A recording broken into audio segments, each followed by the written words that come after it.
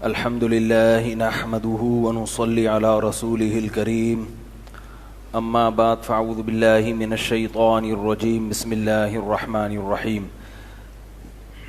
بیان سے پہلے ایک اعلان سن لیں.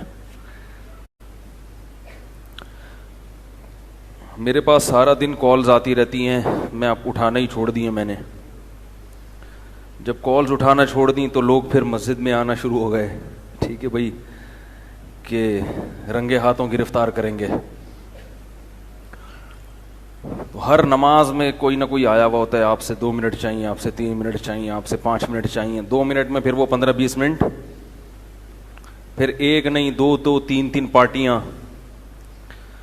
تو سارا دن جو ہے وہ آنکھ مچولی چلتی ہے.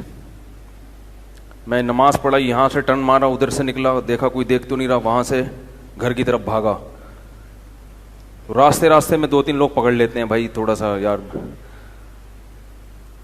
تو پھر گھر جاؤ تو پھر بچوں کو بھیجتے ہیں, ابو کو بلائیں ذرا کام ہے. ٹھیک ہے.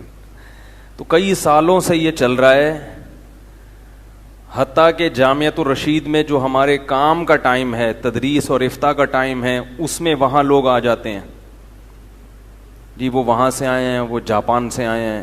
اب جاپان سے آیا تو کیا کریں بھائی, ملنا پڑے گا, اتنی دور سے آئے. وہ فلسطین سے آیا ہے, ٹھیک ہے نا, وہ فلاں جگہ سے, وہ فلاں جگہ سے. تو وہ ظاہر ہے وہ ورکنگ ٹائم ہے نا, وہاں تو کام ہوتا ہے, وہ ملاقاتوں کے لیے. تو آپ جس بھی ادارے میں جاب کرتے ہیں یا آپ کو جو کام دیا جاتا ہے, وہاں آپ کو لوگوں سے ملاقات کی اجازت نہیں ہوتی. پھر انتظامیہ کو تنگ کرتے ہیں وہاں پہ. تو کئی سالوں سے یہ چل رہا ہے. اب مسئلہ یہ ہو گیا کہ میں تنگ آ گیا.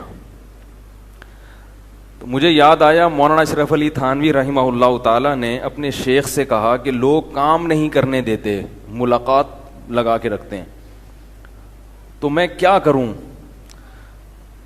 یعنی اب میں اگر تھوڑا تیز زبان سے بات کروں گا لوگوں سے تو کہتے ہیں یہ مولوی لوگ کیا ہوتے ہیں, بد اخلاق.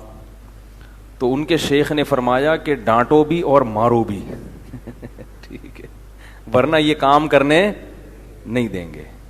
کیونکہ لوگ تو آئیں گے, ملاقاتیں کریں گے.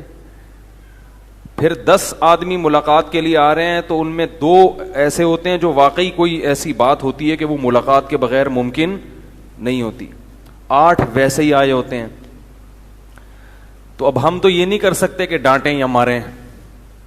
تو پھر میں نے آج مشورہ کیا, کافی اپنے آپ سے ہی مشورہ کیا اور 2-4 لوگوں سے بھی مشورہ کیا کہ بھائی اگر ایک پراپر ٹائم دے دیا جائے اور اس میں پھر یہ نہ ہو کہ کام کی بات ہی کریں گے, کیونکہ پھر دماغ جلتا ہے کہ یار یہ میں نے ٹائم دیا اور یہ کیا کس سے لے کے بیٹھ گئے آپ نے.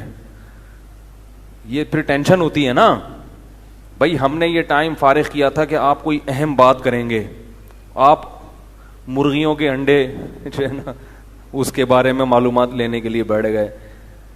تو پھر انسان کو ٹینشن ہوتی ہے. تو میں نے کہا کہ اب لوگوں کو تو آپ باؤنڈ نہیں کر سکتے کہ یہ بات کریں گے یہ نہیں کریں گے. تو کیوں نہ بہتر ہے کہ ایک ٹائم دے دیا جائے, بھائی جو اٹرم شٹرم بولنا ہے آگے, وہ فری ٹائم ہے, وہ گپ شپ کا ٹائم ہے. کیا خیال ہے, اس میں کوئی کام کی بات کرنی ہے تو وہ کر لو, ادھر ادھر کی پھینکنی ہے تو پھینک دو. تو ذہن نہ پھر ٹینشن بھی نہیں آئے گا کہ یہ ٹائم ہم نے رکھا ہی گپ شپ کے لیے. نہیں آ رہی بات سمجھ میں میرا خیال ہے.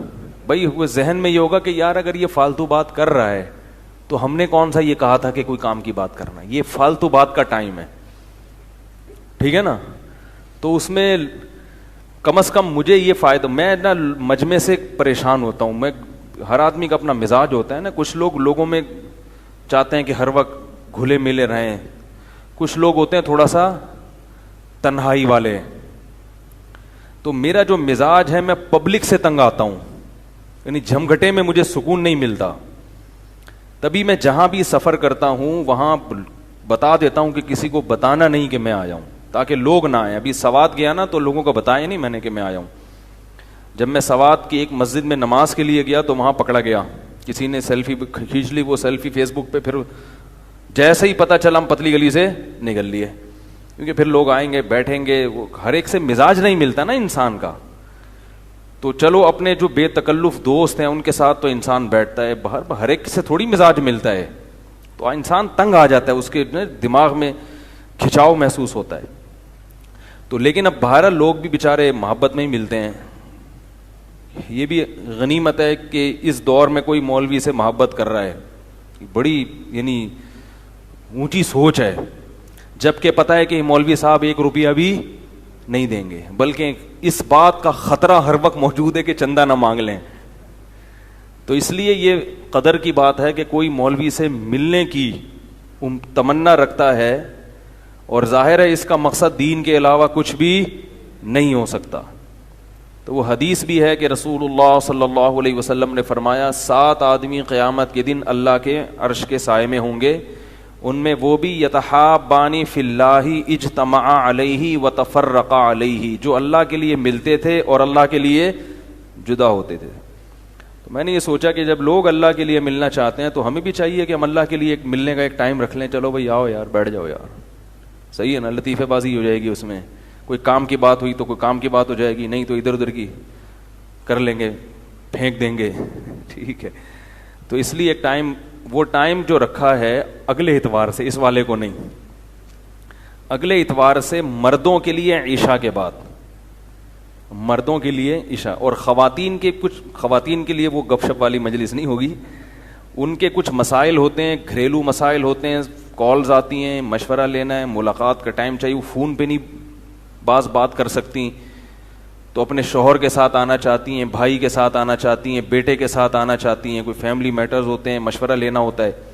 تو ان کے لیے پھر ہم نے اتوار کے دن عصر کی نماز کے بعد, کیونکہ ان کے لیٹ نائٹ ان کے لیے مناسب نہیں ہے.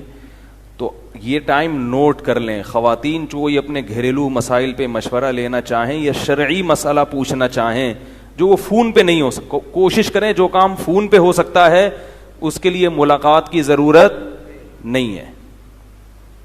تو جو کام فون پہ نہیں ہو سکتا اس کے لیے ملاقات کریں. تو خواتین کے لیے عصر کی نماز کے بعد اتوار کے دن عصر سے مغرب کے دوران, اور جینٹس کے لیے عشاء کے بعد 1 گھنٹہ ہم رکھ لیں گے, اس میں بیٹھ جائیں گے, ابے تبے کر لیں گے بیٹھ کے, ٹھیک ہے نا.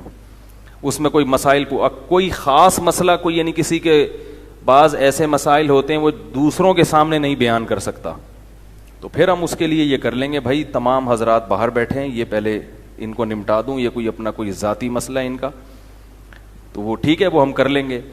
باقی دیکھیں گے کر کے ہو کیا رہا ہے. اگر چل پڑا یہ سلسلہ تو پھر خود ہی انسان مینج کر لیتا ہے کہ بھائی یعنی تنہائی میں ملاقات کرنے والے لوگ زیادہ ہیں, تو پھر ٹوکن سسٹم شروع کر دیں گے, ٹھیک ہے نا. کچھ تو کرنا ہے نا, ورنہ تو ہر وقت ہی کوئی نہ کوئی آیا ہوا ہے بھائی. وہ کہہ رہے میں آسٹریلیا سے آیا ہوں, بھائی آسٹریلیا سے آیا یار, اب کیا کریں, آسٹریلیا سے آیا, واپس بھگانا بھی بڑی بے شرمی کی بات ہے. ایک آدمی اتنی دور سے آیا ہے, تو وہ کہہ رہا ہے میں لیاری سے آیا ہوں. اب آدمی ڈر جاتا ہے سن کے, یار لیاری سے آیا یہ تو پتہ نہیں کیا کرے گا اگر ہم نے ٹائم نہیں دیا اس کو. تو اس کا پھر حل یہی ہے کہ بھائی جو خواتین ملاقات کے لیے آنا چاہیں عصر سے مغرب, اور جو جینٹس ملاقات کے لیے آنا چاہیں عشاء کے بعد 1 گھنٹہ بیٹھ جائیں گے.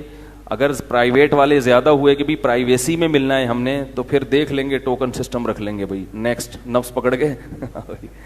اور جو باہر جن لوگوں کو ویٹنگ میں بٹھایا جائے گا ان کے منہ میں تھرمامیٹر ہوگا. وہ پتہ ہے نا, کلینک میں ایک ڈاکٹر صاحب کی کلینک میں ایک آدمی گیا, تو جیسے ہی انتظار میں بیٹھا ہے کمپاؤنڈر نے آ کے تھرمامیٹر منہ میں لگا دیا. اب وہ تھرمامیٹر, اس نے کہا شاید بخار چیک کرنا ہوگا. خیال ہوا کہ مجھے بخار تو ہے نہیں, لیکن بعض ڈاکٹر احتیاطاً ہر ایک کا بخار چیک کرتے ہیں, سب کے لگا ہوا ہے تھرمامیٹر. تو جب اس کا نمبر آیا, اس نے ڈاکٹر صاحب نے تھرمامیٹر نکالا, ایسے کر کے چیک کیا, ہاں کوئی بخار نہیں ہے, ہاں بھائی بتاؤ کیا پرابلم ہے. تو اس نے کہا ڈاکٹر صاحب سب کو تو بخار نہیں ہوتا, سب کے منہ میں تھرمامیٹر لگا ہوا ہے. تو ڈاکٹر نے کہا اصل بات یہ ہے کہ شور بہت کرتے ہیں, ٹھیک ہے, شور بہت زیادہ کرتے ہیں, تو اس لیے ہم نے سب کے منہ میں تھرمامیٹر لگا دیا. چپ کر کے آرام سے بیٹھے رہیں, جب تک لگا رہتا ہے وہ سمجھتے ہیں کہ بخار چیک ہو رہا ہے. تو یہاں ہم تھرمامیٹر رکھیں گے, ٹھیک ہے نا.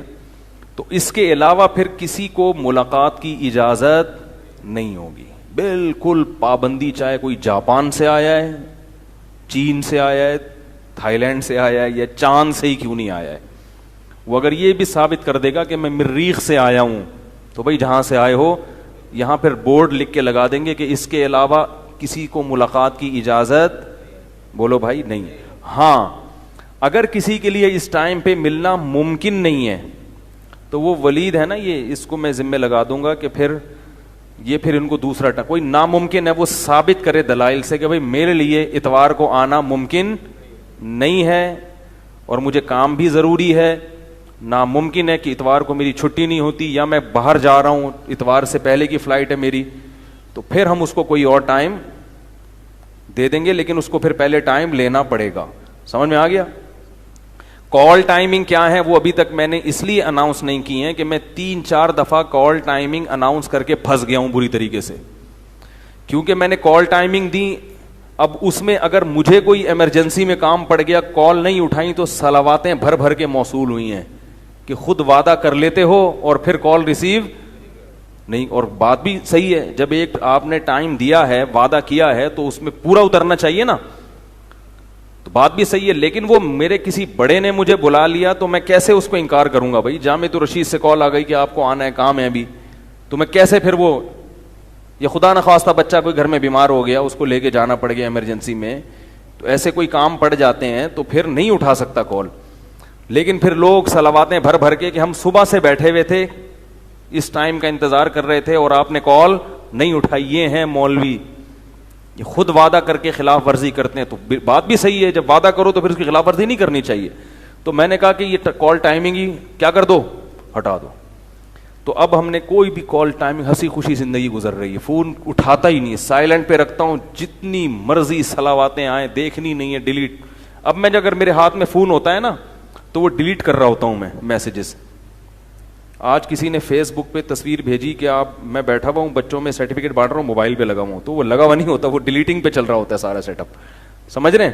لیکن اب میں کال ٹائمنگ اناؤنس کر دوں گا انشاءاللہ. تو وہ کال ٹائمنگ کا مطلب یہ ہوگا کہ اگر میں فارغ ہوا تو اس ٹائم کال اٹھاؤں گا, ایمرجنسی ہوئی تو کال نہیں اٹھاؤں گا. اس میں ہم یہ لکھ کے لگا دیں گے کہ بھئی اگر نہیں اٹھا رہے تو مطلب ہے کہ کوئی ایمرجنسی ہے, تو خود بخود سمجھ جائیں گے. تو یہ معذرت تھوڑا وقت زیادہ لیا آپ کا, لیکن یہ بہت ضروری تھا یہ اعلان کرنا. تو وہ کال ٹائمنگ ابھی انشاءاللہ. پھر کال ٹائمنگ اناؤنس کرنے میں ایک بڑی مصیبت یہ ہے کہ پاکستان کا کال ٹائمنگ دینا اپنے حساب سے, تو وہ کہتے ہیں ہمارے, امریکہ والے کہتے ہیں ہمارے یہاں رات کے 2 بج رہے ہیں. تو میں نے پھر ایک دن کیا کیا, صبح 4 سے 4:30 اپنی نیند قربان کر کے, 4 سے 4:30, اس لیے کہ اس وقت امریکہ میں شام کا ٹائم ہوگا. جاپان سے فون آیا کہ ہمارے یہاں رات کے 2:45 ہو رہے ہوتے ہیں. اب بھائی پوری دنیا کے حساب سے تو کوئی ایسا ٹائم نہیں دے سکتا نا انسان. تو پھر ہم نے کہا ہٹاؤ بھائی, نہ 4:30 نہ 4:45, ابھی ہٹاؤ, اس پہ غور کریں گے. پوری دنیا کے مختلف ممالک کا ایک اجلاس ہوگا. ٹھیک. اس سے دیکھو کیا پتہ چلتا ہے, علماء شارٹ ہیں. اس سے کیا پتہ چل رہا ہے, علماء کیا ہیں, شارٹ ہیں. ویسے تو علماء بہت ہیں, مگر پبلک سے جن کا تعلق ہے, جو پبلک کو ٹائم دیں, ویسے علماء مارکیٹ سے شارٹ ہیں. تبھی ایک آدمی پر بوجھ آ جاتا ہے سارا. یہ چند ایک, ابھی میں پنڈی گیا ہوں, راول پنڈی, وہاں ایک بڑے عالم سے ملاقات ہوئی. وہ ڈپریشن کی گولیاں کھا رہے تھے, اب تو چھوڑ دی انہوں نے. کہتے ہیں کہ یہ ٹیلی فون کی وجہ سے مسلسل کال, وہ بہت کام کر رہے ہیں ماشاءاللہ, وہ مفتی ہیں بڑے. تو کہہ رہے ہیں بہت میں نے لوگوں کو مسائل بتائے, فون پہ ہر وقت فون واٹس ایپ, تو میرا دماغ کیا ہو گیا, خراب. باقاعدہ نفسیاتی ڈاکٹر سے علاج کرایا انہوں نے. تو میری بھی بہت ساری کالز آ رہی تھی, تو انہوں نے مجھے کہا کہ یہ جتنی کالز آ رہی ہیں اور آپ دیکھ رہے ہیں نا, جب آپ کا دماغ خراب ہوگا نا, تو یہ عقیدت والے آپ کو علاج کے لیے 5,000 روپے بھی نہیں دیں گے. ٹھیک ہے, کوئی عیادت کے لیے بھی نہیں آئے گا کہ مفتی صاحب ہماری اتنی خدمت کرتے تھے اور ان کی سیٹنگ کیا ہو گئی ہے, خدمت کرتے کرتے آؤٹ ہو گئی ہے, تو چلو جاؤ پوچھو کس حال میں. فون کریں گے, جب نہیں اٹھائیں گے تو کہیں چلو کوئی طبیعت خراب ہوگی. پتہ چلے گا جی طبیعت خراب ہے, چلو اللہ شفا عطا فرمائے. تو انہوں نے کہا اس لیے پہلے اپنا دماغ ہے, قوم کی خدمت, کیونکہ یہ سیٹنگ پہ ہوگا تو خدمت بھی ہوگی. دماغ کی سیٹنگ آؤٹ ہو گئی تو خدمت گئی لینے.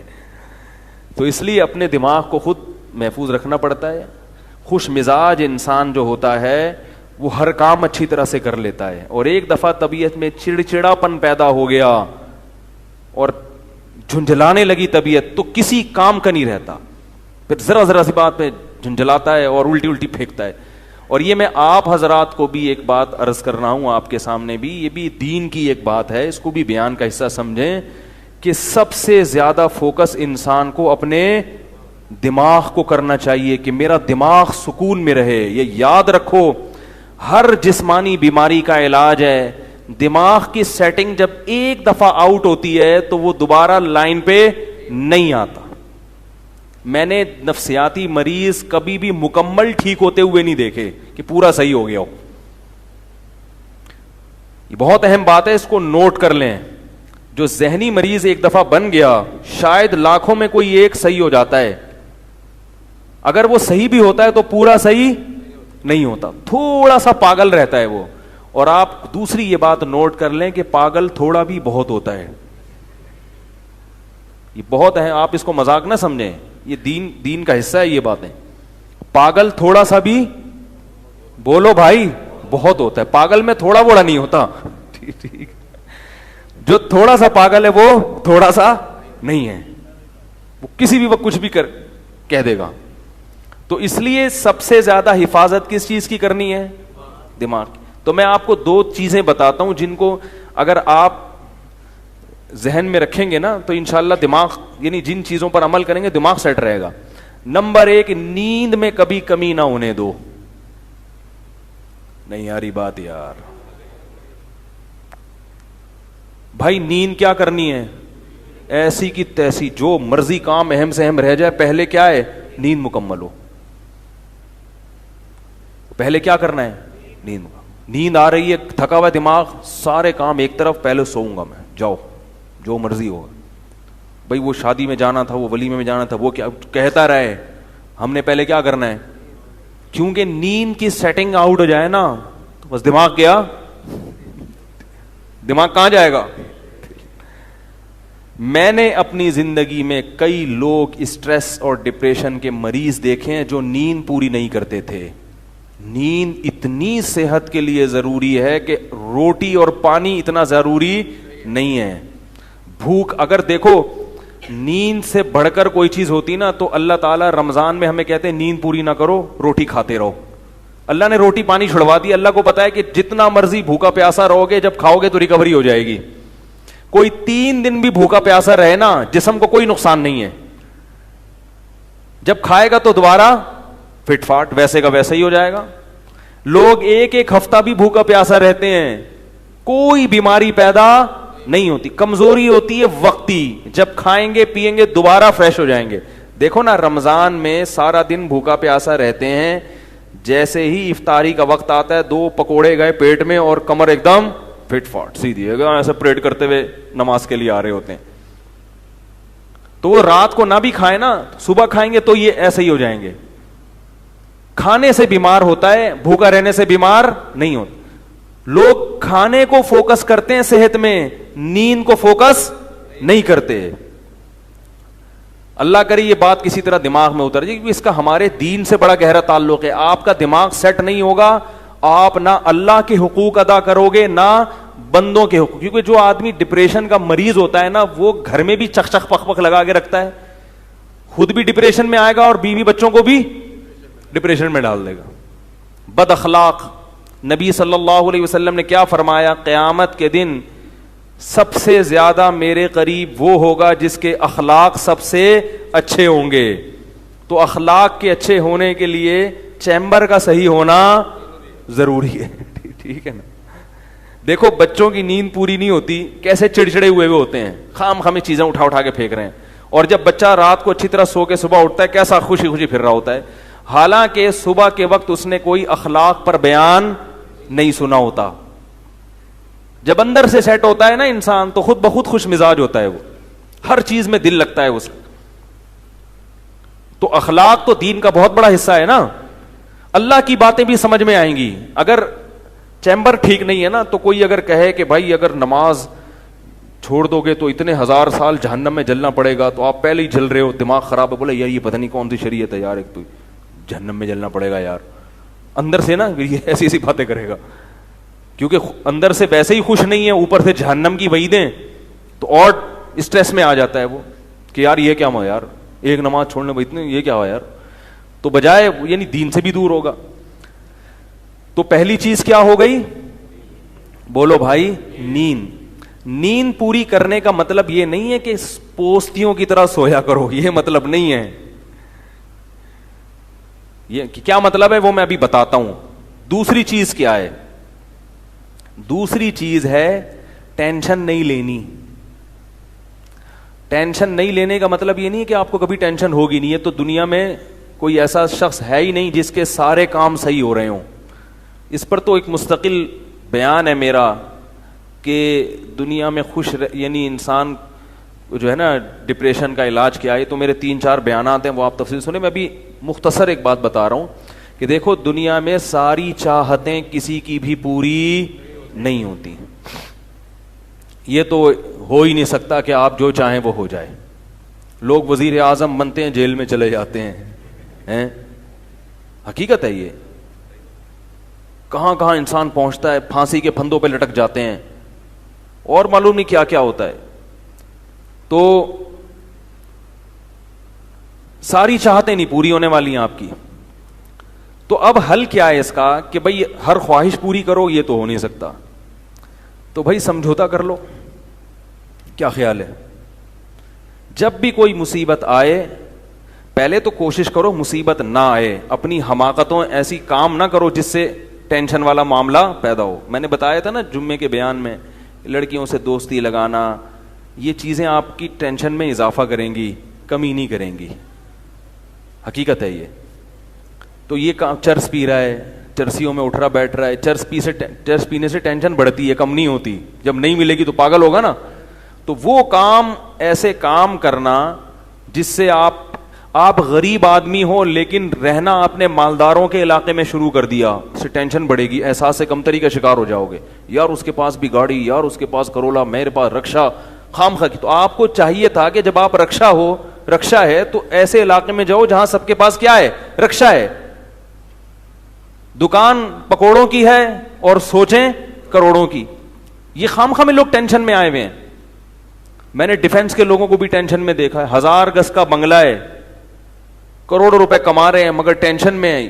یہ میں ہوائی باتیں نہیں کر رہا. لوگ آتے ہیں کیوں ٹینشن میں کہ پڑوسی کے پاس اس سے بھی زیادہ ہے. تو یہ ٹینشنیں قدرت کی طرف سے نہیں ہیں, یہ آپ کی اپنی پالی ہوئی ہیں. تو نبی حدیث میں نبی صلی اللہ علیہ وسلم نے فرمایا دنیا میں ہمیشہ اپنے سے کمتر کو دیکھو. یار میرے پاس رکشا ہے اور فلاں آدمی قسطوں پہ بھی رکشا خریدنے کی صلاحیت نہیں رکھتا. سڑکوں پہ فٹ پاتھوں پہ پڑے ہوئے ہیں. 3-4 دن پہلے صدر گیا میں تو دیکھا فٹ پاتھ پہ لوگ پڑے ہوئے ہیں. میں نے کہا یار یہ بھی لوگ ہیں, نہ گھر ہے نہ بال بچے. ایک کنوارے کا فون آیا, ایسے جیسے وہ نہیں ہوتی, کیا بولوں میں, ایسے طنز کر رہا تھا. کہہ رہے یار کوئی رشتہ ہی نہیں دیتا, یہ زندگی کوئی زندگی ہے. تو میں نے سوچا, میں نے کہا دیکھو وہ جو صدر میں فٹ پاتھ پہ پڑے ہوئے ہیں نا, ان کو کوئی دے گا رشتہ؟ میں نے کہا تمہیں ابا نے گھر میں رکھا ہوا ہے, روٹی پانی پنکھا سب مل رہا ہے, دعا کرتے ہیں اللہ کوئی انتظام کر دے. نہیں کر رہے تو ان لوگوں کو دیکھو جن کو روٹی پانی بھی نہیں مل رہا. تو اپنے سے کمتر کو دیکھا جائے دنیا کے معاملے میں, اس سے آپ احساس کمتری کا شکار نہیں ہوں گے. تو ٹینشن ختم کرنے کی ایک بہت بڑی ذریعہ یہ ہے کہ اگر پھر بھی کوئی مصیبت آ گئی تو تقدیر کا سوچا جائے کہ جو چیز مقدر میں ہے وہ ٹل نہیں سکتی. اور دنیا مسافر خانہ ہے, یہاں اگر ٹینشن ہے تو وہ بھی عارضی, یہاں کی خوشی بھی عارضی. ایک آدمی کے بچے بچھڑ گئے, طلاق ہوئی میاں بیوی میں, بیوی بچوں کو لے گئے فرار. اب وہ میرے پاس آیا, ایسے بیچارہ, ظاہر ہے بچے تو یاد آتے ہیں, ایسے اس کی حالت خراب, اسٹریس. تو میں نے کہا کیس کرو عدالت میں. کہہ رہے عدالت میں کیس سے کوئی فائدہ نہیں ہے, نہیں ملیں گے بچے. بہت میں نے حل بتایا, یہ کر لو, تمام حل ناکام. میں نے کہا پھر یوں کرو. کیا کرو؟ مٹی ڈال. میں نے کہا ڈاکٹر عافیہ صدیقہ کا سوچو, وہ عورت ہے, جیل میں ہے, اپنے بچوں سے دور ہے. مزید اولاد بھی نہیں ہو سکتے اس کے. تو میں نے کہا تمہارا اگر تمہیں جیل میں ڈال دیا جائے نا ابھی تو تم کہو گے چلو بچے نہ ملے لیکن جیل سے تو باہر آؤں, یہی سوچو گے نا. اس کا سوچو کہ وہ ایک عورت ذات ہے, کئی سالوں سے جیل کے اندر پڑی ہوئی ہے, اور عورت کے لیے بچوں سے جدائی وہ بہت زیادہ مشکل ہے, مرد تو برداشت کر لیتا ہے. تو میں نے کہا اب جو چیز بس میں نہیں ہے اس پہ غم کرنا فضول, مٹی ڈالو ایسے اور شادی کرو اور مزید نئے بچے پیدا کرو. جب ادھر دوسری اولاد آئے گی تو ادھر سے ذہن آپ کا ہٹ جائے گا. کہتا ہے لوگ تانے دیں گے بچوں کو بھول گیا. میں نے کہا لوگوں کے پاس فالتو ٹائم بہت ہے, ٹھیک ہے نا, وہ تانے دیتے رہیں گے, لوگوں کے تانوں کی پرواہ مت. جب ایک چیز آپ کے بس میں نہیں ہے تو اس پہ سوچنا کیسا. یہ بھی ایک بہت بڑا نسخہ ہے سکون کا کہ جو چیز آپ کے اختیار میں نہیں ہے اس کے بارے میں سوچنا بند کر دو. دیکھو نوح علیہ الصلاۃ والسلام اپنے بیٹے کی ساری زندگی تربیت کرتے رہے مگر وہ کافر نکلا. آخری وقت میں نوح علیہ السلام کو اپنے بیٹے پر کتنا پیار آیا کہ میری کشتی میں سوار ہو جا. بیٹا کہتا ہے سآوی الی جبل یعصمنی من الماء, میں پہاڑ پہ چڑھ جاؤں گا جو مجھے پانی سے بچا لے گا. پیغمبر کو اپنی اولاد سے بہت محبت ہوتی ہے, بہت زیادہ, جیسے یعقوب علیہ السلام کو تھی نا اپنے بیٹے سے. کتنا درد ہوگا اس وقت نوح علیہ السلام کے دل میں, کیسے تڑپ رہے ہوں گے. لیکن بیٹا باز نہ آیا. وحال بینہم الموج فکان من المغرقین, ایک موج آئی اور اس کو غرق کر دیا. نوح علیہ السلام نے اللہ سے دعا مانگی ان ابنی من اہلی, اے اللہ میرا بیٹا میرے اہل و عیال میں سے ہے, تو نے تو وعدہ کیا تھا تو میرے اہل و عیال کا خیال کرے گا. اللہ نے کیا فرمایا انہ لیس من اہلک, یہ تیرے اہل میں سے نہیں ہے, اس کا عمل ٹھیک نہیں ہے. فلا تسألنی ما لیس لک بہ علم, دوبارہ یہ سوال مجھ سے مت کرنا. اب یہ نہیں کہ نوح علیہ السلام بیٹھ گئے اور یہ کیا ہو گیا اور اب سوچیں یہ تو بڑا, بس نوح علیہ السلام نے فوراً استغفار کیا. اعوذ بک ان اسألک ما لیس لی بہ علم, اے اللہ میں تجھ سے پناہ مانگتا ہوں ایسی چیز کی, میں تجھ سے ایسا سوال کروں جس کی دلیل میرے پاس نہیں. بس ختم, بھول گئے. اب یہ تھوڑی کہ روتے رہیں بیٹھ کے, بھئی جو چیز بس میں نہیں ہے چھوڑ دو. تو ہم بہت ساری چیزوں کی ٹینشن لیتے ہیں جو ہمارے اختیار میں نہیں ہے. پیٹرول مہنگا ہو رہا ہے, بیٹھ کے خام خام میں پریشان ہے. بھائی تم سے پوچھ کے تھوڑی مہنگا ہوا ہے. غم کرنے سے اگر وہ سستا ہو جائے تو رو. میرے پاس تھی Kawasaki G T O, Kawasaki G T O 125. آپ کو پتا ہے کیا بائک تھی وہ, ہم نے بھی بڑے شوق پالے ہیں ایک زمانے میں. میں اس میں پیٹرول ٹھیک ٹھاک ڈلتا تھا. اب جب پیٹرول مہنگا ہوتا تو سب سے زیادہ متاثر میں ہوتا تھا اس سے. 50 والوں کو کچھ نہیں ہوتا تھا. تو میں ایک دفعہ پیٹرول پمپ گیا, میں نے پیٹرول ڈلوایا اس میں, تو اس نے کہا وہ 5 روپے پر لیٹر بڑھ گیا ہے. مجھے بڑا غصہ آیا. میں نے ساتھ والے سے کہا, میں نے کہا یار یہ کیا مذاق ہے یار, ہر تھوڑے دن کے بعد 5 روپے بڑھ رہا ہے, تو آپ کو غصہ نہیں آیا؟ اس نے کہا صرف میرے لیے تھوڑی بڑھ رہا ہے, پوری قوم کے لیے بڑھ رہا ہے نا. تو مجھے اس کی بات بڑی اچھی لگی. اس نے کہا اگر میرے اکیلے کے لیے بڑھے تو مجھے غصہ آئے, سب کے لیے بڑھ رہا ہے تو چلو ٹھیک ہے. اس دن کے بعد سے اب تک پیٹرول بڑھنے پر مجھے غصہ نہیں آیا. میں یہی کہتا ہوں یار مجھے ٹینشن لینے سے کیا ملے گا, 100 روپے لیٹر بڑھ جائے, زیادہ سے زیادہ یہ ہوگا, بہت زیادہ بڑھے گا تو گاڑی بیچ دو. بھائی نہیں ہمارے کنٹرول سے باہر ہو گئی ہے, گاڑی بیچ دو, دوبارہ آ جاؤ, ٹیکسی پہ آ جاؤ, پھر بھی ہے تو پھر رکشے پہ آ جاؤ, پھر چنچی پہ آ جاؤ, پھر پیدل ہو جاؤ. جو چیز اختیار میں نہیں ہے اس کی ٹینشن لینا حماقت ہے. بات آ رہی ہے سمجھ میں؟ اسی طرح یاد رکھو اولاد کی تربیت کا معاملہ ہے. ہمارے ہاں جو لوگ نئے نئے دیندار بنتے ہیں یا پرانے بھی, وہ چاہتے ہیں میرا گھر 100% خلفائے راشدین جیسا بن جائے, جبکہ بیگم پہ کنٹرول نہیں ہوتا, وہ الگ سمت میں جا رہی ہوتی ہے. اب آپ نے ڈنڈا چلانا شروع کر دیا, بچے باغی ہونا شروع. وہ بجائے دین پہ آنے کے ابا کو مکھنچو سمجھنا شروع کر دیتے ہیں اور بغاوت پھیلتی ہے. تو بھائی آپ اعتدال سے تربیت کی کوشش کرو, ہو گئی ٹھیک ہے, نہیں ہوئی ہم سے نہیں سوال ہوگا, ہم جو کر سکتے تھے ہم نے کر لیا. تو ہم نے نا بہت ساری چیزیں یہ ہو رہا ہے معاشرے میں غلط، یہ ہو رہا ہے، وہ والے وہ جماعت کیوں آ گئی، وہ جماعت کیوں آ گئی، وہ فلاں فرقہ کیوں بڑھ رہا ہے، یہ والے کی کم ہو رہے ہیں، وہ زور سے آمین کیوں کہہ رہے ہیں، وہ آہستہ آمین کیوں کہہ رہا ہے، ٹھیک ہے نا، وہ رفع الیدین کیوں کر رہا ہے، وہ رفع الیدین کیوں نہیں کر رہا. میرا ایک اصول ہے، میں جب کسی ٹاپک پر بیان کرتا ہوں تو مجھے جب بھی کوئی ایسے اختلافی مسائل پر بیان ہوتا ہے نا تو اکثر لوگوں کے پھر واٹس ایپ پہ میسج آنا شروع ہوتے ہیں، آپ نے جو یہ بیان کیا اس میں یہ والی بات، حالانکہ اس بات کا جواب اس میں موجود ہوتا ہے. تو میں پھر مزید جواب نہیں دیتا، میں کہتا ہوں پورا بیان سنیں. وہ پھر جواب بھیجتے ہیں کہ ہم نے پورا بیان سنا ہے. میں کہتا ہوں دوبارہ سنیں. کہتا ہے سنا تو ہے، مجھے جواب نہیں ملا، جبکہ مجھے پتا ہوتا ہے جواب اس میں ہے. میں کہتا ہوں پھر تیسری بار دوبارہ سن، کیونکہ اس سے زیادہ کہ ہم مکلف نہیں. اب یہی تھوڑی کہ ایک ہی چیز کو لے کے پھر وہی سوال وہی جواب وہی سوال وہی جواب. پبلک کے پاس تو ٹائم ہے، وہ تو کرتے رہیں گے اور آپ کی صلاحیتیں بیکار ضائع ہوتی رہیں گی. بھائی ہم جب ایک ٹاپک پر بات کی، پورا کور کیا اس کو، مجھے اچھی طرح معلوم ہے آپ کے ان تمام سوالات کا جواب اس میں موجود ہے. اب بار بار سوال کرو گے تو ہم نئے سرے سے جواب دے کے ٹائم ضائع. یہ ٹینشن ہے خام خواہ کی کیوں پالیں؟ ٹینشن پتہ ہے کیا ہوتی ہے؟ ٹینشن یہ ہوتی ہے کہ یار اتنی تفصیل سے میں نے بیان کیا پھر بھی لوگوں کی سمجھ میں نہیں آ رہا، ہائے یہ کیا یار، یہ کیا. اس سے آپ خام خواہ میں آپ کے سر کے بال غائب ہوتے رہیں گے. تو ہم یہی کہیں گے اے اللہ ہم سے جو ہو سکا تھا ہم نے کر دیا. اب سمجھ میں آنا سمجھانا کس کے بس میں ہے؟ اللہ کے بس. نبی کی بات سب کی سمجھ میں نہیں آئی، اور اللہ تعالیٰ نے نبی کو کتنی تسلی دی ہیں قرآن میں. نبی کو بار بار کہا کہ آپ جو سمجھا رہے ہیں پھر بھی یہ نہیں سمجھ رہے تو ٹینشن نہ لیں. کیوں؟ نبی کو اگر زیادہ ٹینشن ہوگی تو کام کون کرے گا؟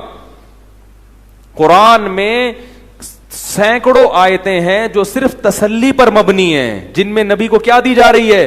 تسلی. لعلک باخع نفسک علی آثارہم، کہیں ایسا نہ ہو کہ ان کی ہدایت کے پیچھے آپ کی جان ہی ہلاک ہو جائے، یعنی غم سے.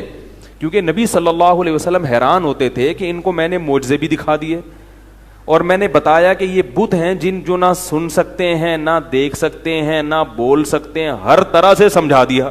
ٹھیک ہے. اور میری 40 سالہ زندگی بھی انہوں نے دیکھی کہ زندگی میں کبھی میں نے جھوٹ نہیں بولا، امین اور صادق مشہور ہوں. اور یہ پیغمبروں کا انتظار بھی کر رہے تھے کہ ایک نبی آنے والا ہے. سب چیزیں ہو گئیں پھر بھی نہیں مان رہے، تو ٹینشن تو ہوتی ہے نا. تو قرآن نبی کو کیا کہہ رہا ہے کہ مزید ٹینشن لیں؟ نہ نہ نہ، قرآن ٹینشن کیا کر رہا ہے؟ کام. نہ نہ نہ، ٹینشن نہ لیں، ٹینشن نہ لیں. انت علیہم بمسیطر، آپ ان پر نگہبان نہیں ہیں، داروغہ نہیں ہیں، گن پوائنٹ پہ نہیں لائیں گے آپ کسی کو، آپ سے سوال نہیں ہوگا. آپ بلغ ما ارسل الیک من رب انزل الیک من ربک، آپ کا کام ہے پہنچانا. یہاں تک کہ اپنے سگے چچا ایمان نہیں لے کر آ رہے، جنہوں نے آپ کو پالا بچپن سے. چلو وہ تو دشمن تھے، وہ ایمان نہ لائیں تو انسان صبر کرتا ہے، یہ تو دشمن ہے.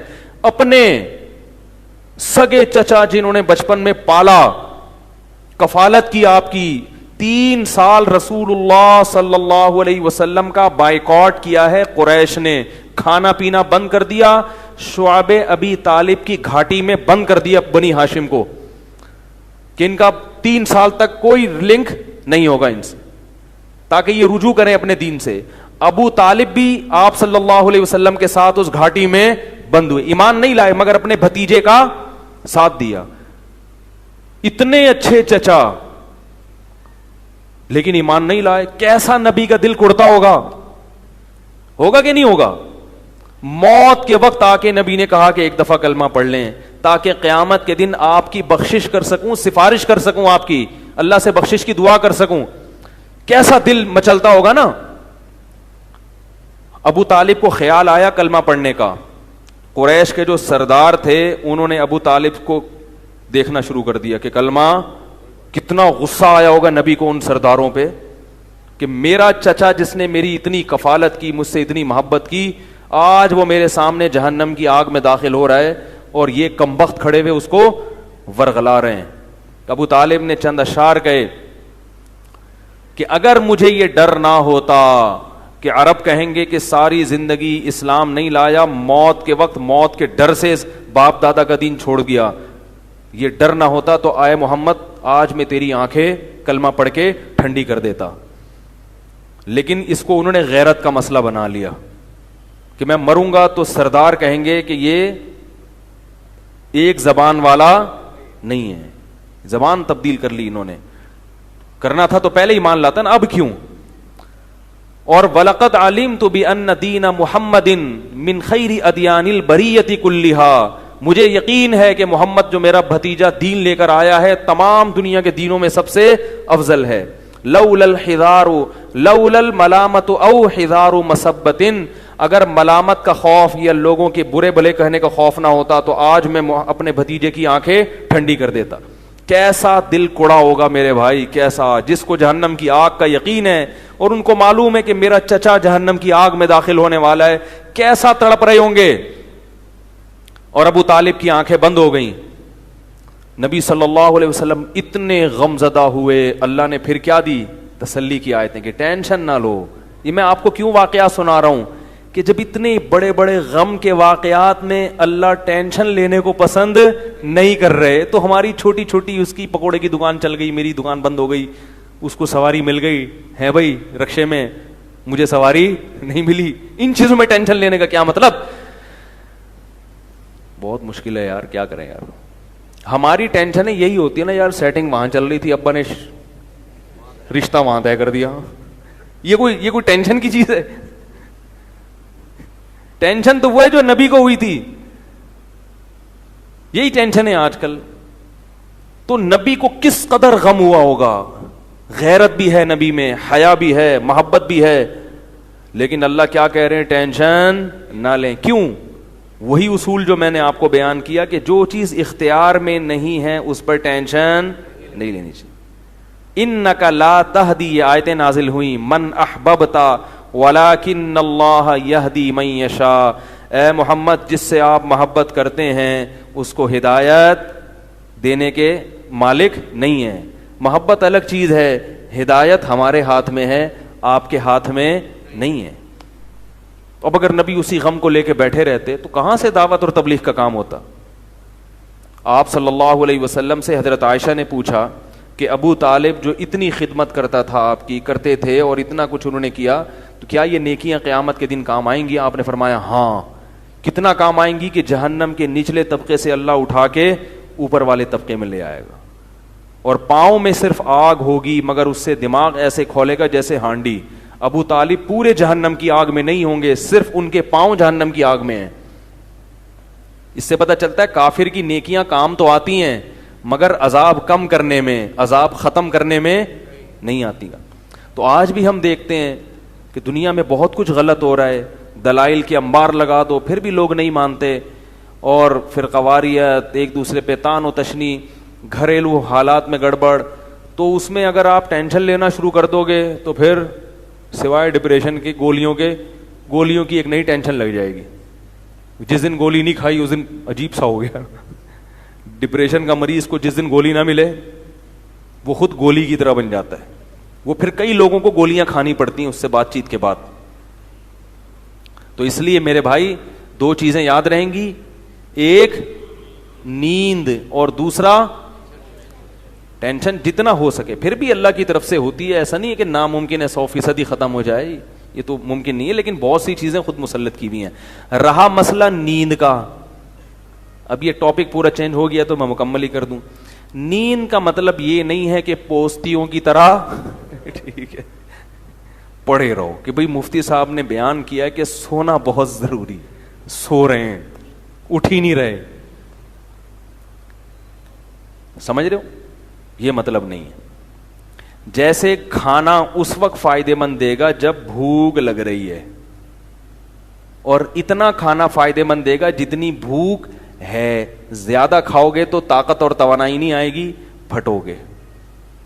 جیسے کہ لوگ پھٹ رہے ہیں, فلاں ایک دھماکے کے ساتھ پھٹ گئے, خبریں آتی رہتی ہیں, بیٹھے بیٹھے پھٹ گئے, رگیں پھٹ رہی ہیں نا. تو نیند کا مطلب یہ ہے کہ گہری نیند حاصل کی جائے, چاہے وہ تھوڑی دیر کی ہو. سمجھ رہے ہو. اب اس پہ باقاعدہ ٹائم لینڈر والے نا ایک سلیپ مینجمنٹ کرواتے ہیں, وہ میں نے کی بھی ہے سلیپ مینجمنٹ کی, اگرچہ میرا بھی اس پر پورا عمل ہے نہیں, لیکن بہرحال کی بھی ہے وہ میں نے. تو سلیپ مینجمنٹ ایک وہ کر لیں تو اچھا ہے ٹائم لینڈر والوں کے پاس جا کے. ورنہ اس کا خلاصہ یہ ہے کہ آپ رات کو جلدی سوئیں اور صبح جلدی اٹھیں. سمجھ رہے ہو؟ رات کی جو تھوڑی نیند ہے وہ دن کی زیادہ نیند سے بہتر ہے. ایک کام تو یہ. دوسرا, دن میں لازمی سوئیں. یہ جو صبح سے لے کے رات تک کا وقت ہے یہ بہت لمبا ہوتا ہے. لوگ اس دوران سوتے نہیں ہیں, اس لیے ہر وقت تھکے تھکے سے رہتے ہیں. ابھی دیکھو میں کتنا فریش لگ رہا ہوں آپ کو, کہ نہیں لگ رہا؟ کیونکہ میں دوپہر کو سویا ہوں. دوپہر کو آپ اگر سو جاؤ, آپ رات 12, 1, 2, 3 بجے تک فریش رہو گے, فٹ فاٹ, ایسا دماغ سیٹ رہے گا آپ کا. تو قیلولہ جو ہے نبی صلی اللہ علیہ وسلم نے فرمایا قیلوا فإن الشیطان لا تقیل, قیلولہ کرو, شیطان قیلولہ نہیں کرتا. اب غیر مسلموں نے بھی یہ شروع کر دیا ہے قیلولہ. چائنا میں پوری قوم دوپہر کو سونے لگی ہے. تو دوپہر کو لازمی سونا ہے. اب لوگ یہ کہتے ہیں ایکچولی ہمارے مسائل گئے, بولو میں سوؤں گا, جاؤ جو مرضی کرنا ہے. آفس میں اگر سونے کا ٹائم نہیں ملتا, مسجد میں نماز پڑھو, تھوڑی دیر کے لیے وہیں لیٹ جاؤ, اور موبائل بند کر دو. لوگوں سے کہو چپ کر کے تھوڑی دیر چپ بھی کر دیا کرو. ہر وقت کیا کر رہے ہو آپ؟ سونے کے لیٹو گے نا, اور بھائی دوسرا دوست آ جائے گا, وہ بھی آپ کے ساتھ ہے سونے کے لیے, پھر گپ شپ شروع کر دے گا. بولے گا یار تھوڑی دیر سونے دو, آنکھ بند ہونے دو, اٹھ کے تسلی سے باتیں کریں گے. آفس کا ٹائم ہے نا, باتیں کرنے کے لیے تو ہے. مسئلہ یہ ہوتا ہے کہ سونے کے لیے لیٹتے ہیں تو باتیں کر رہے ہیں. تو بھائی باتیں, موبائل بند. شیطان کہے گا کوئی ایمرجنسی کال نہ آ جائے. بولو اس سے زیادہ ایمرجنسی میرے لیے کچھ بھی نہیں ہے کہ مجھے اس وقت کیا کرنا ہے, سونا ہے. دوپہر کو آدھا گھنٹہ 1 گھنٹہ, یعنی اس پر نہیں ہے کہ دورانیہ کتنا لمبا ہو, اس پر ہونا چاہیے کہ نیند چاہے 10 منٹ کی گہری نیند کی علامت ہے خواب آنا شروع ہو جائے. کوئی خواب آ گیا نا تو سمجھو کہ گہری نیند ہے. تو گہری نیند ہونی چاہیے, تھوڑی دیر کی ہو لیکن نیند گہری ہو, سب بالکل فریش ہو جاؤ گے آپ.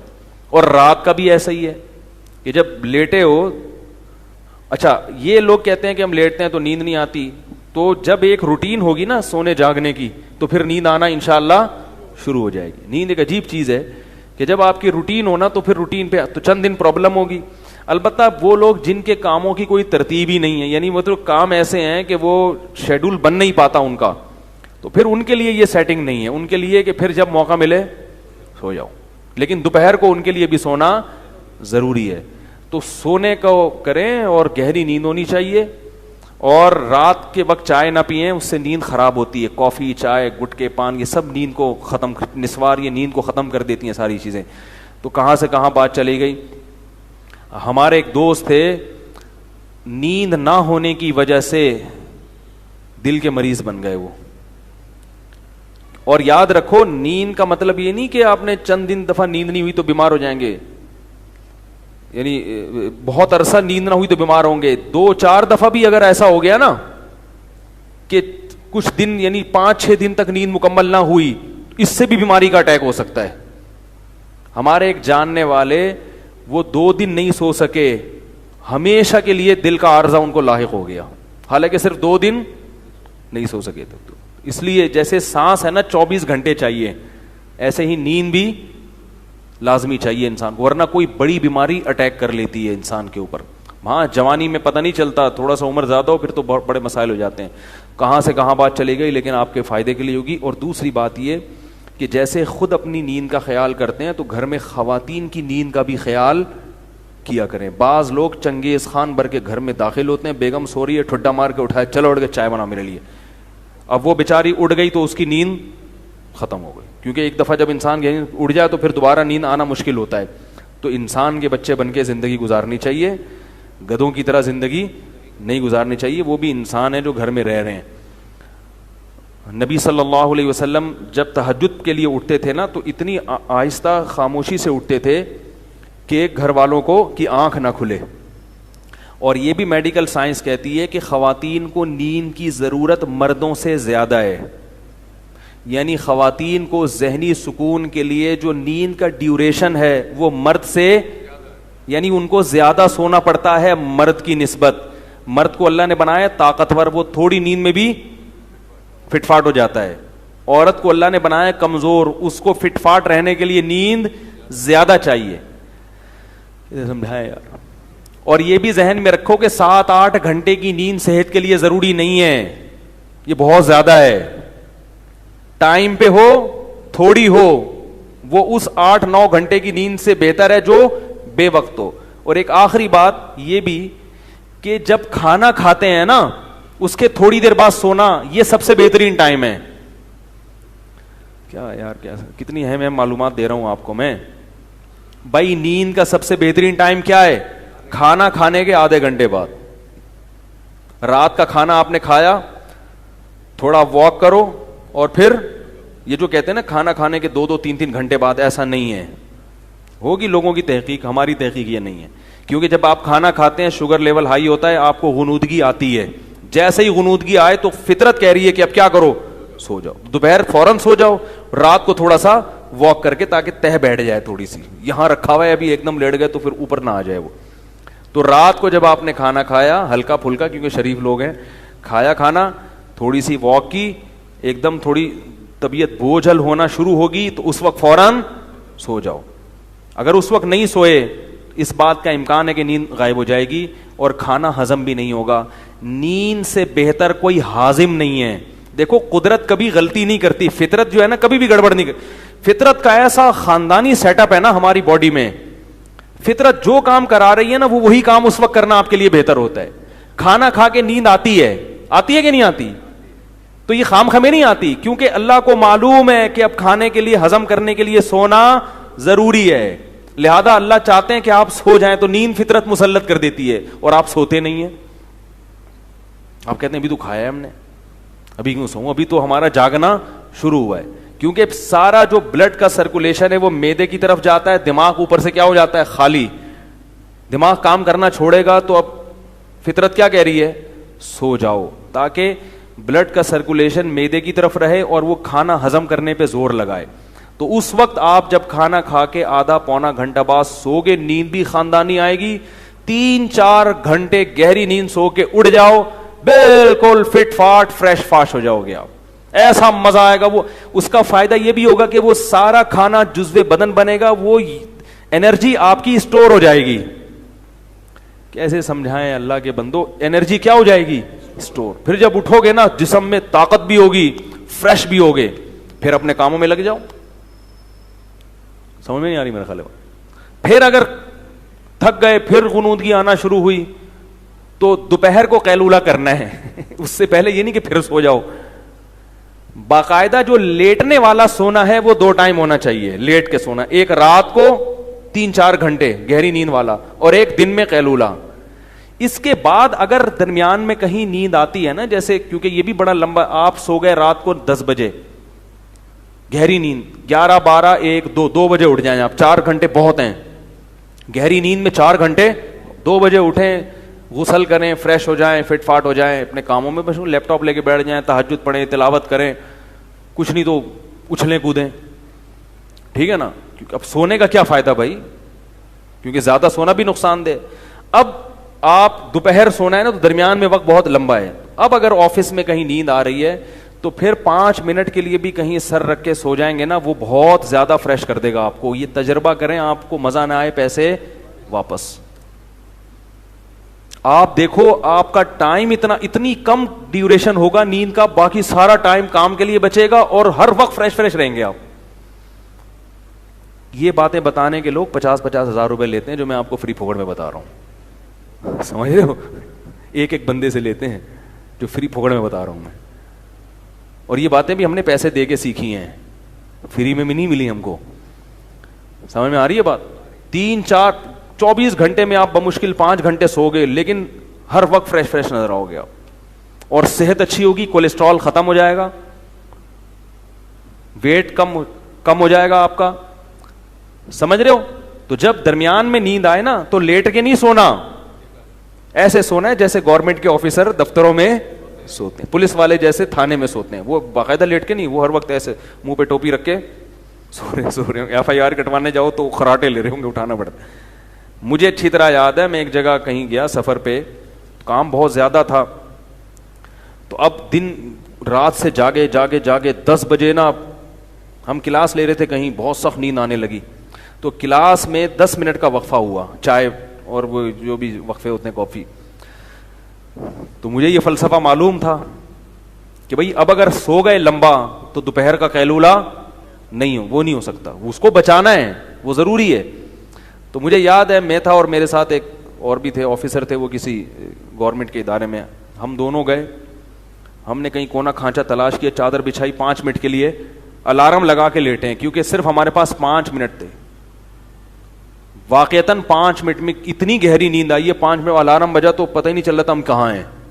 یہ ہوتا ہے جب آپ تمیز سے سوتے ہو نا اس شیڈول کے تحت, تو ایسا ہی ہوگا. ابھی کیا لیٹے ہوئے ہیں, کروٹیں بدل رہے ہیں, نیند ہی نہیں آ رہی, کوئی شیڈول ہی نہیں ہے. تو 5 منٹ سوئے ہیں, اس کے بعد وضو کیا, آ کے بیٹھے, اتنے فریش کہ بالکل فٹ فاٹ. تو یہ بہت اہم چیز ہے. اس سے کیا آپ کے چیمبر کیا رہے گا, چیمبر صحیح کام کرے گا. کیونکہ جیسے نیند صحت کے لیے ضروری ہے, غیر ضروری نیند صحت کے لیے نقصان دہ بھی ہے. دماغ موٹا ہو جاتا ہے, جو زیادہ سوتے ہیں نا وہ ذہین نہیں ہوتے, نظر کمزور ہو جاتی ہے ان کی, کولیسٹرول بڑھنے لگتا ہے جسم میں. جو بے وقت سوتے ہیں ان کو شوگر کی بیماری پیدا ہوتی ہے. سمجھ میں نہیں آ رہی یار کیا کر, بے وقت سونے سے کون سی بیماری پیدا ہوتی ہے؟ کیونکہ آخری بات, ہر بات آخری کہہ کے آخری چلا رہا ہوں, ٹاپک تو مکمل ہو نا.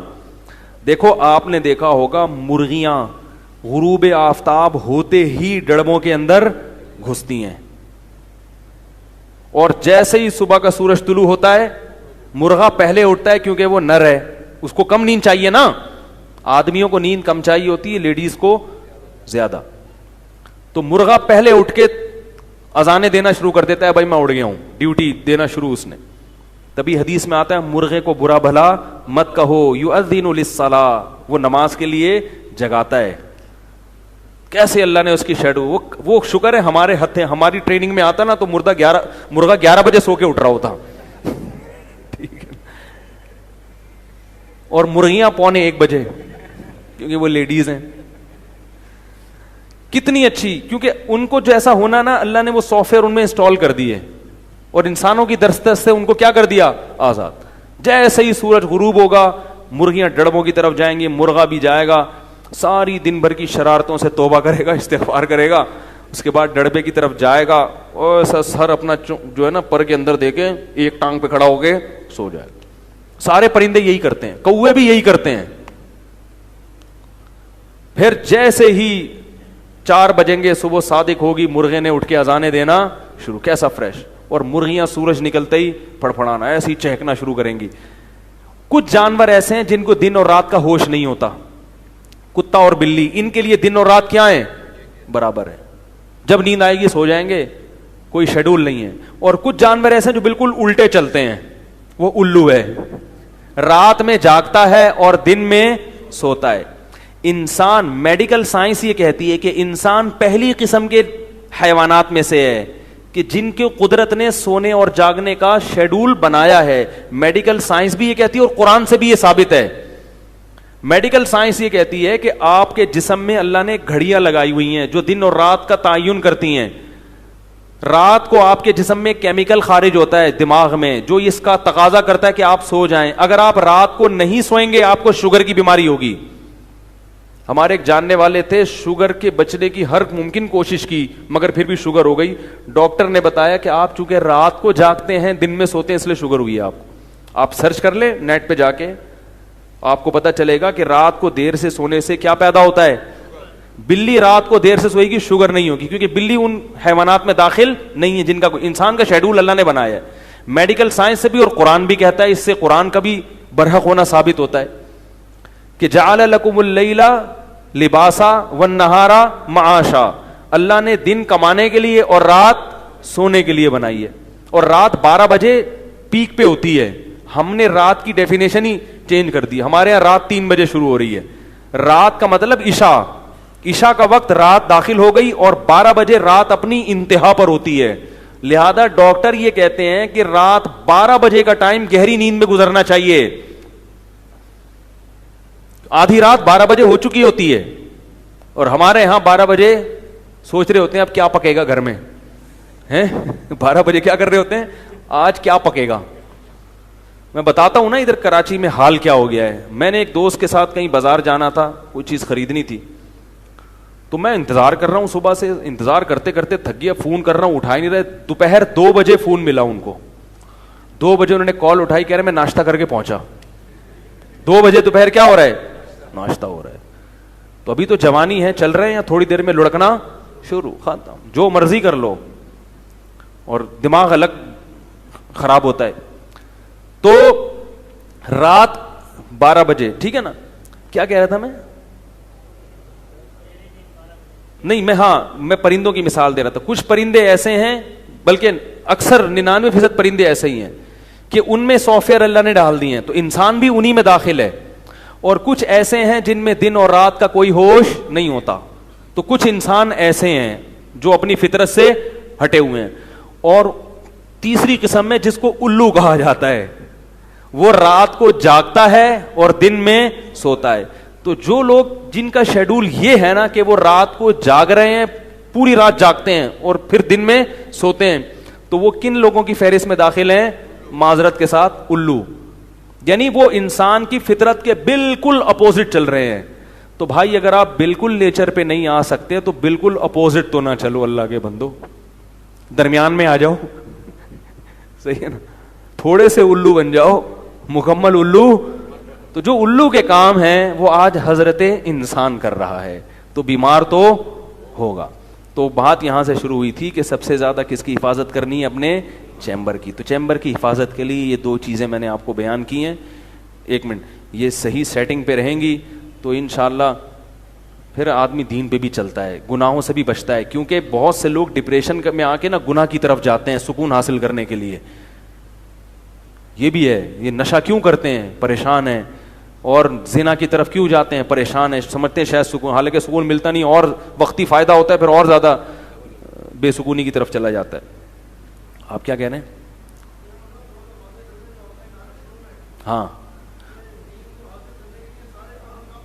ہاں, نماز نہ چھوڑیں. ہاں, ایسا نہ ہو کہ دین کے لیے نماز بھی چھوڑ دیں.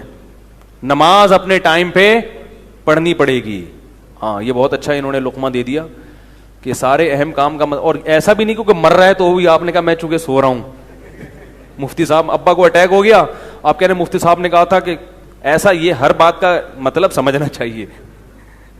سمجھ رہے ہو, ابا کو اٹیک ہو گیا, وہ یوں پڑے ہوئے, آپ کہہ رہے ہیں مفتی صاحب نے بولا تھا کچھ بھی ہو جائے میں تو سوؤں گا. تو بھائی وہ تو پھر کرنا ہے نا جا کے. نماز کے بعد کھڑے ہو کر دعا مانگنا کیسا ہے, ثابت نہیں ہے, باقی کوئی مانگنا چاہے تو. کیا بسم اللہ الرحمن الرحیم کی 786 لکھا جا سکتا ہے؟ خلاف سنت ہے, بسم اللہ پوری لکھنی چاہیے. درخت لگانے کے حوالے سے آپ نے مختصراً بات کرنی تھی, درخت لگاؤ مہم. ہاں بھائی دیکھو, یہ جو درخت لگے ہوئے ہیں نا آج کل, اس کا کیا نام ہے, یہ جو درخت لگے ہوئے ہیں,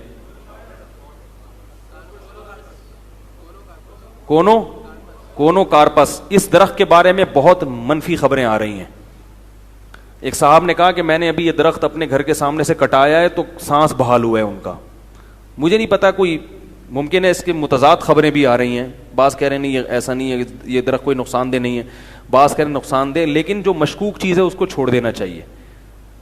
تو اس لیے میری رائے یہ ہے کہ جب ایک چیز میں شبہ پیدا ہو گیا, اتنے اچھے اچھے درخت ہیں ان کو لگاؤ نا, اس کو کاٹ دیں. میں نے بھی مسجد والوں سے کہا ہے کہ یہ درخت جو مسجد میں لگے ہوئے ہیں ان کو کٹوا دیں. درخت سب سے بہتر جو فضا کے لیے ہے وہ ہے نیم کا درخت. تو نیم کا درخت زیادہ سے زیادہ لگائیں, ہوا کے لیے, فضا کے لیے. نیم کے درخت سے بہتر کوئی درخت نہیں. سفیدے کا جو درخت ہے وہ بھی نقصان دہ ہے.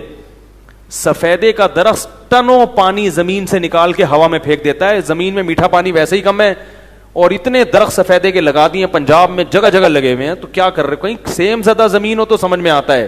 عام زمینوں میں سفیدے کا درخت بولو بھائی نہیں لگانا چاہیے. وہ زمین کے پانی کو کھینچ کے ہوا میں بھی نمی پیدا کر رہا ہے, اور جو ہے نا وہ پانی بھی. اور یہ والا جو درخت لگا ہوا ہے نا پورے کراچی میں, یہ تو ویسے ہی نقصان دہ ہے, اور اگر نقصان دہ نہیں بھی ہو تو مشکوک ہے بہرحال. تو اس لیے یہ درخت کاٹیں, جس کے گھر کے سامنے کاٹ دے, اور اس کے بجائے کیا لگائے, نیم کے درخت کے اتنے فائدے ہیں کہ ہمارے ایک دوست نے بتایا کہ سانس کا مرض تھا ایک صاحب کو, علاج کرا کرا کے تھک گئے کسی بڑے حکیم صاحب نے کہا کہ نیم کے جھنڈ میں 2 گھنٹے بیٹھ کے سانس لیا کرو. ایسی جگہ جاؤ جہاں چاروں طرف کیا لگے ہوئے ہوں, نیم کی طرف, وہاں بیٹھو 2 گھنٹے لمبے لمبے سانس لو. انہوں نے کیا, چند دنوں میں ان کا وہ سانس کا مسئلہ ٹھیک ہو گیا. تو نیم کی جو ہوا ہے صحت کے لیے بہت مفید ہے. نیم کے بارے میں سنا ہے کہ رات کو بھی آکسیجن پھینکتا ہے, واللہ عالم. یعنی دن میں تو سارے پھینکتے ہی ہیں, اب یہ کسی نے پھینکی ہو تو ایک الگ بات ہے, لیکن بہرحال سنا ہے واللہ عالم. جو چیز یقینی نہیں ہوتی تو میں پہلے بتا دیتا ہوں کہ بھائی سنا ہے واللہ عالم. لیکن بہرحال نیم کا درخت صحت کے لیے, نیم کے پتے صحت کے لیے اچھے, نیم کی ڈنڈی صحت کے لیے اچھی, مسواک نیم سے بہتر کوئی نہیں ہے, سمجھ رہے ہو.